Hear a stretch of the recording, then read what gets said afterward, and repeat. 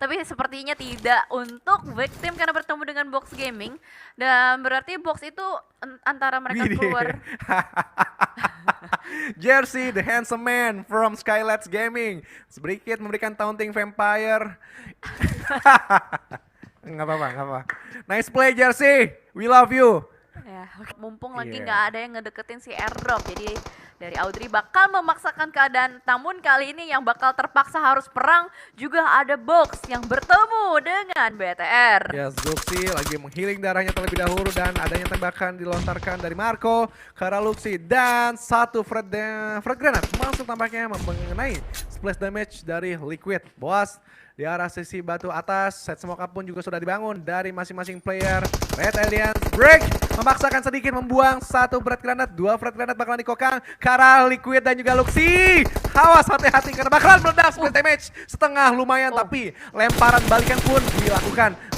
High terletak down dengan break yang sudah melihat dua player sekaligus terspotlight, tapi Zuxi nampaknya masih cukup aman melihat dari seorang Marco bakalan di rep begitu saja, tapi masih cukup aman di balik-balik bebatuan. Spiral down lanjutan dilakukan juga dengan satu scoop red dot side, tapi Liquid lebih memilih untuk men-take down terlebih dahulu dibandingkan revive.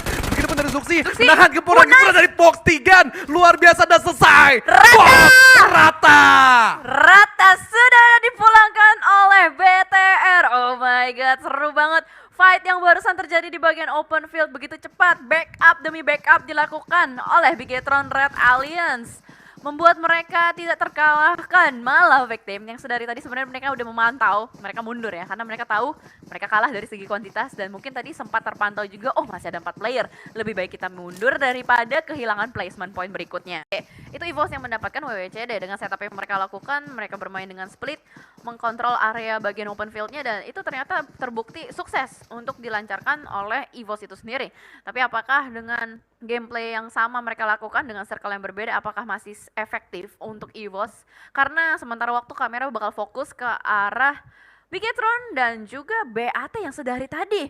BAT masih stay terus-menerus di dalam rumah, nggak ketahuan kayaknya dan ternyata sudah dibuka tembakannya ke arah depan. Zuxi akan berusaha untuk menembak ke arah bagian dalam. Luxi yang sudah tertakedown. Reflect terjadi, tembakan dari luar yang tidak berhasil mengkontrol area yang sudah dimiliki BAT. BAT harus melakukan healing terlebih dahulu dan juga ada Andi yang berhasil di takedown oleh BTR. Yes, Liquid tampaknya menjadi pemain yang diandalkan untuk mengamankan placement point dari Red Alliance. Liquid tampaknya mengokang satu frag granat yang dimana itu satu kompon bakalan enak banget diambil seorang Liquid dan Madara didapatkan. Begitupun dari Madara membalikan dengan Molotov yang belum on point.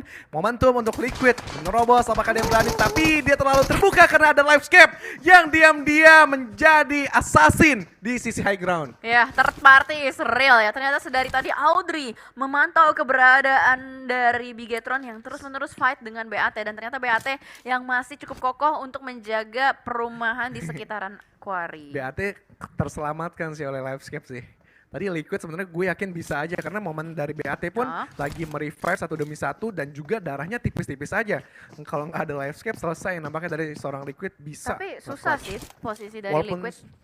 Menurut gue karena dari open field kan, satu dari open field, kedua si BAT itu semuanya ngumpul di dalam satu rumah. Jadi mereka masih punya kesempatan buat bertahan lebih lama. Tapi memang mau gimana pun juga yang namanya third party itu adalah sosok yang mengerikan ya, mau di real life maupun di in game itu meta pelakor is real. Dan sementara di sisi lain juga Talon All Stars yang selalu banyak sekali melakukan elimination ke arah tim lain. Kali ini sudah mengunci rumah-rumah di Painan, mengambil satu nyawa dari tim lain juga. Alter Ego kali ini akan menjadi sasaran dari mereka. Tembakan demi tembakan sudah dilontarkan, namun dari Alter Ego masih belum kepantau sebenarnya mereka berkumpul di arah yang mana. Tapi ternyata dari sisi lain juga ada Morph yang sedang berlari-larian ditembakin sama seorang Gen 17. Timing untuk melakukan reload nampaknya bisa menyelamatkan Jacques, tapi ternyata tidak. Kali 4 yang terlalu tajam masih bisa menghantam kepala dari Yale dan juga Jacques. Yes, Jan 17 bagaimana memberikan tembakan cukup keras ke arah kepala dari pemain-pemain Morph, tapi Mike T arah sebelah kiri mestinya bisa mendapatkan dari seorang Jan 17. Diikuti dengan seorang Mid Laren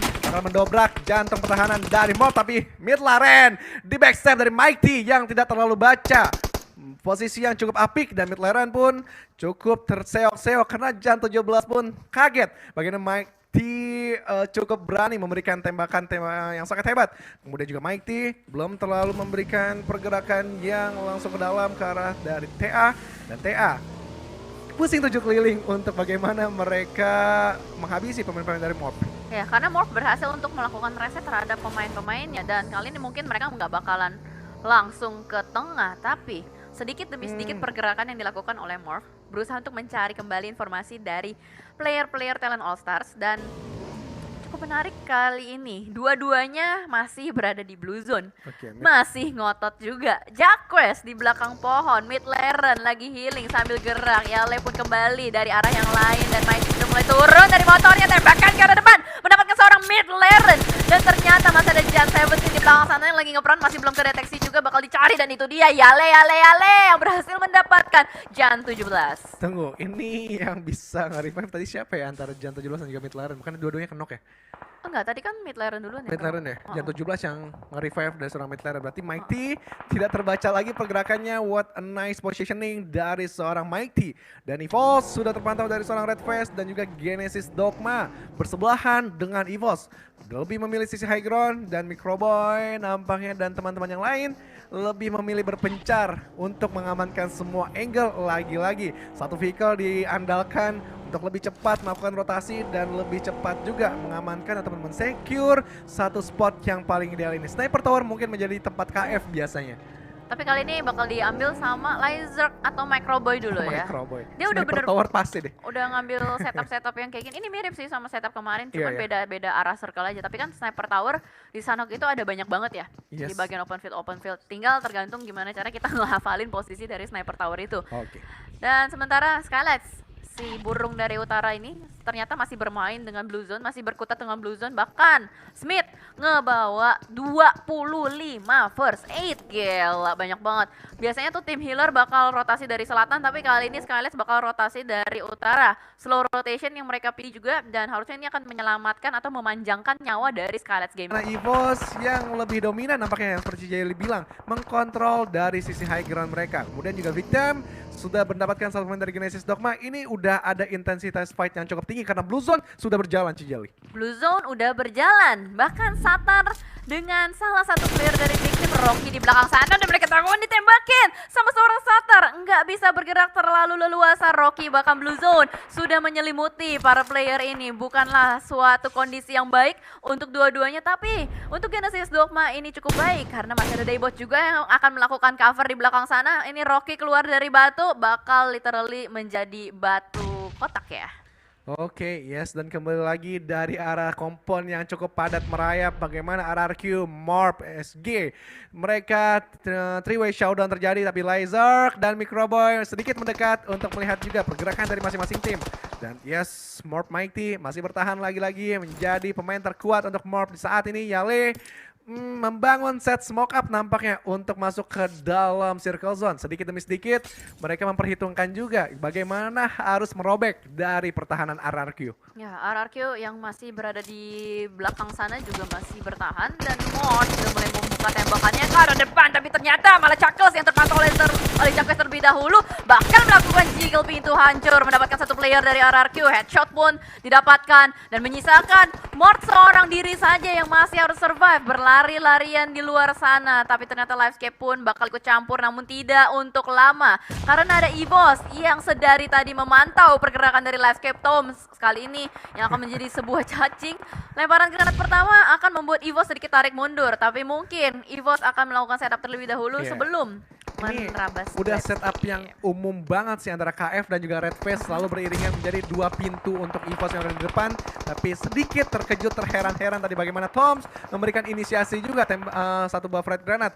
Kemudian juga Molotov dibuang tapi belum on point, dan RRQ Mighty tertangkap oleh Mort, dan di arah sisi belakang Morp yang lain pun nampaknya cukup mudah tadi untuk Mort dapatkan. Kemudian masih proning aja mengandalkan last man standing untuk RRQ ini. Tapi KF bakal mendobrak ataupun menahan 3 player Livescape yang sedang beriringan maju. Red Face tidak berdiam diri, siap siaga nampaknya untuk juga mengcover seorang KF.